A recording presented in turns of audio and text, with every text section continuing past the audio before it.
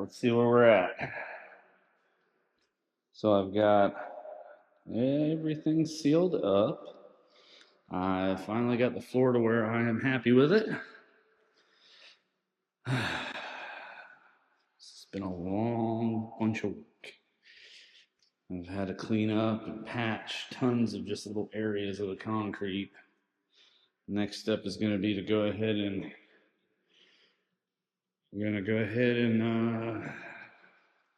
tape it all off, because I am going to epoxy up along this edge, all the way across and up the other edge, right up to that baseboard. Now, of course, what's going to make this fun, so the baseboard sticks out all the way around. So I get down here. Check that out. Ain't that cute? And then the baseboard is back. And I'm going to paint right up on top. So I'm going to go right along there. Again, I'm going to do the same thing where I go ahead and get everything completely set up and taped out. And hopefully tomorrow, if I have enough sunshine, all of this is going to go out the door. Epoxy will begin. I'll probably give it one more vacuum just to make sure I don't have anything underneath. All right, let me get to taping. All right, I've got everything else out. I got a vacuum. We're completely clear. I have like 7 or 10 days of good weather. So the next thing I want to do is get everything out of here. I'm not going to need to start my painting. So all of my 7 gallons of clear coat, all going to go in the house. I don't need the decorative chips. I'm going to get everything ready so that I can mix up, I guess, like, I'll start with 4, maybe 2 gallons. I don't know. Gotta think about this. But first, let me get all this cleaned up so that I can get everything prepared to just work on the epoxy. I'm gonna edge. I'm gonna edge it all the way. I like how I can pretend I can reach. That's 50 foot down there, all the way around. And of course, I gotta bring the door up, edge along here. Same here. Bring the door up, edging all of this. We're gonna do that by hand. That'll be the first coat. I'm gonna edge all the way up along, underneath, everywhere. And then I wanna bring it down and edge out the first couple inches so that I can roll the rest of this. Ooh, that's a good point. I need to edge up around here, which means I need to tape. Yeah, I gotta tape these legs off.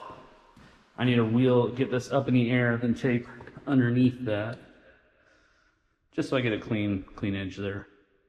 All right. I'm excited. Enough talk. Let me get this ready. All right, here we go. I've got everything out. I've got 3 sets right now of my epoxy. I have a total of 7 kits, so this is a total of 6 gallons. Now, each of these is supposed to do like 400 square foot. So this should be enough for me to do the entire 2-car plus the RV side. Now, I say should be because I hear a lot of reports that this doesn't go as far as people like to, or as far as Rust-Oleum says it will. So we'll see. If I got to mix it more, I can. What I'm going to start with here, though, is because I have multiple kits, is I have to take all 3 of these Part Bs. I'm going to put them in here. And I'm going to mix the colors. In fact, I'm going to put down 2 coats. There's no way this is enough for 2 full coats. So I think what I'll do is go get a 4th one and go ahead and mix 4 of the base Bs up together. And the reason for that is because the pigmentation might be slightly different in each of them. The idea is that you mix up all 4, pour them back in, and you've got a nice even color for those 4 gallons of Part B. So I think I'll go ahead and do that, mix that up. I'm going to mix it up, obviously, in a 5-gallon bucket. I've got this helical mixer I'm going to use for it all, which means I also need to get my drill. I'm going to need that. What else do I have here? So I've got, obviously, a breather, most important thing. I've got these epoxy Wooster nap rollers, whatever they are, 9-inch roller. And that's going to be for, obviously, rolling everything out. A couple of chip brushes, just to get, especially around the edges, try to just get some of the epoxy up. I've got a nicer brush, also a Wooster. for just any kind of small areas I need to get into. We'll see. Paint sticks, and that's just another mixer in case for some reason the plastic one doesn't work out. I figured I'd get a metal one just in case. I don't want to be halfway through this, break that, and then be like, oh, I'm up a creek. Obviously, I've got a 5-gallon, 2-gallon, and a little over 1-gallon bucket. So the first thing I'll need to do, go open up a 4th one of these, get 4 gallons mixed up, put it back into these buckets so that they're all even. So what the instructions say is I take a paint stick and I'll put in there and I'll mark where the full level is on each of those so that I put the same amount back in, which makes sense. It needs to be a 1-to-1 mix with part A, part B. Once I've got that done, I will take 2 gallons of B with 2 gallons of A, making 4 gallons. I'll mix it in here, stir it for 2 to 5 minutes, and then, well, the current temperature out here is 68 degrees. That's between 60 and 70 degrees, so I'll let it sit for 1 hour before I start painting it on. Once the 1 hour is up, then I'll start working on my way around. I'm going to start here, and I'm going to go around the entire perimeter. So I'm not going to walk all 50 foot back there, but I'm going to go around the entire perimeter, all the way around, and then end back here. This is going to be my start and my end point. Once the perimeter is fully done, and I've done, all along here, because you notice I've taped this off, I'm actually going to have the epoxy go out here. Now, the epoxy is not rated for UV. It'll discolor. I don't care. I want to make sure that I have good epoxy coverage going out over this so I don't worry about it chipping up around the edges. Same deal too, it'll get clear coated. So I'm going to go ahead and go all the way around, do 1 or 3 inches in so that I can roll from there. Once I've done the entire perimeter, I'm going to start all the way down there in that corner, and I'm going to go ahead and roll all the way down. Then I'm going to come over this way, roll, work my way in here, roll. And then as I come down through here, I'll work back up around there, roll, and the idea is to roll myself right out the front here. Once I've done that and that first coat's down, I'm going to take the nap roller off there. I'll be disposing of it. I've got new ones for every single layer of paint that I'm doing, or layer of epoxy rather. And then I'm going to use the extending pole, and I'm going to hit my little garage door, bring this down, and I'm going to Visqueen, plastic sheet it, whatever you want to call it, and do the same thing I've got here. So yeah, I'm going to get started. All right, it is now 48 hours later, and I'm going to go ahead and prepare to do the second base coat. Give you guys a little better look at what we got here. I can see marks from the rollers in here because I didn't back roll anything because I didn't know what the heck that was. So what I'm going to do is for my next bit of my second coat, I went this way, forward and back, back and forth and back and forth.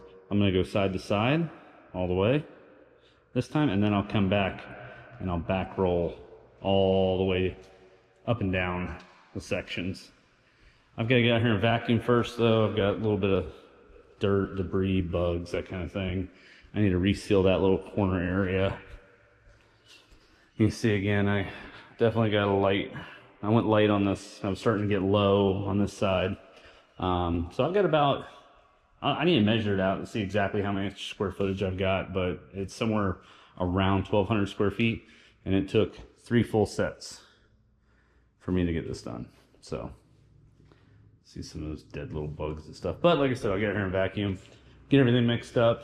I have an 18, so I did all this with a 9-inch roller, and I have an 18-inch that's supposed to arrive today.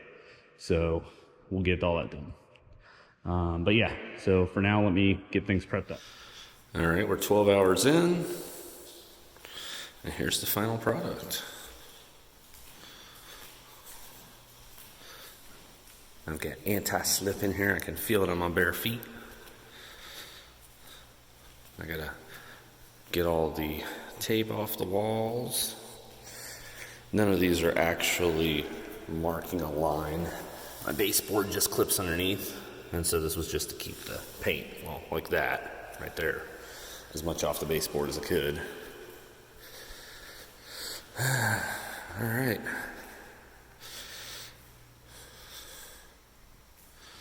Looks pretty good. Got a nice gloss there. I'm pretty happy with it. Compared to what it looked like before, yeah, I'm pretty happy with it. All right, tape is off. Let's see, I've got some cleanup in a couple spots where I probably should have masked off more. But there we are. Oof. All the way around.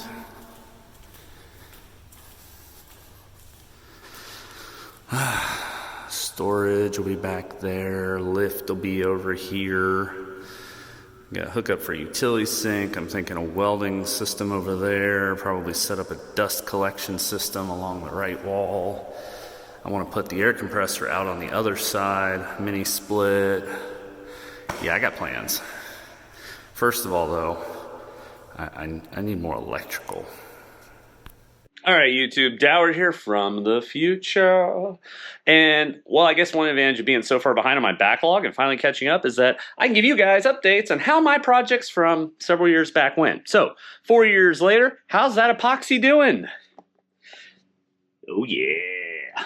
So, as you can see, I did get 2 layers of base, 2 layers of clear. Oh, I like that you can see that, shiny. The flake, clearly I'm no stranger to putting this to use.